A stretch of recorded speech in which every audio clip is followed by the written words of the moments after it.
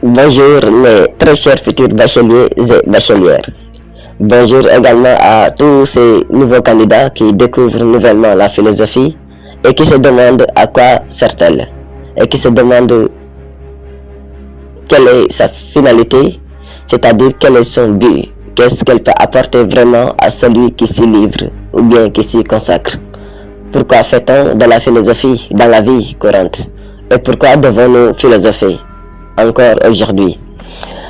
Et ce qu'il faut savoir d'abord, c'est que la philosophie est très critiquée et très contestée dans la société. Beaucoup, comme l'homme du sens commun, estiment que la philosophie ne sert à rien. Parce que, comme l'avait dit Charles Péguy, dans la philosophie, comme dans la folie, nous avons perdu le monde et le monde nous a perdu. Fin de citation. Calliclès, un ami de Socrate, se plaisait à se moquer de ce dernier en lui disant: Socrate, exerce-toi à la belle musique des actes. La philosophie est inutile et dangereuse, ajouta-t-il encore.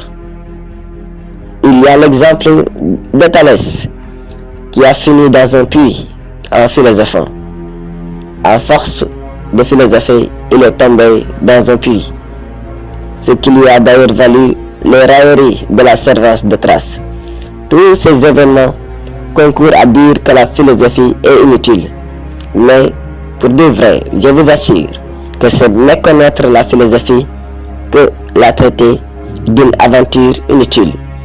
Parce que la philosophie peut être inutile si on entend par être inutile n'avoir aucune utilité pratique et matérielle. La vocation de la philosophie n'est pas matérielle, mais elle est d'ordre spirituel, d'ordre moral et intellectuel.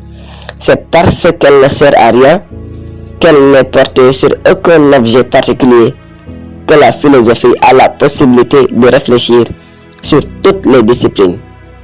Et donc, ce que la philosophie donne en réalité, c'est une utilité morale, une utilité spirituelle, une utilité mentale, une utilité psychologique, une utilité intellectuelle.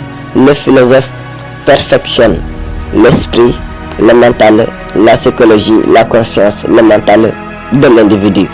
Ce qu'elle donne, c'est la sagesse, de la bonne conduite qui nous mène vers une vie de succès, une vie de beauté, une vie de gloire, une vie de grandeur, une vie de dignité, une vie d'excellence. Et c'est ça le but de la vie, atteindre le bonheur, par le bon comportement, par la bonne conduite, par la bonne pensée. Cette sagesse de la bonne conduite passe par l'équilibre et la mesure. C'est ce qu'on appelle d'ailleurs la maîtrise de soi, qui nous apprend à mesurer notre liberté.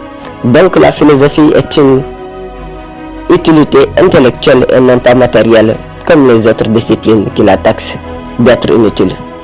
Je vous remercie.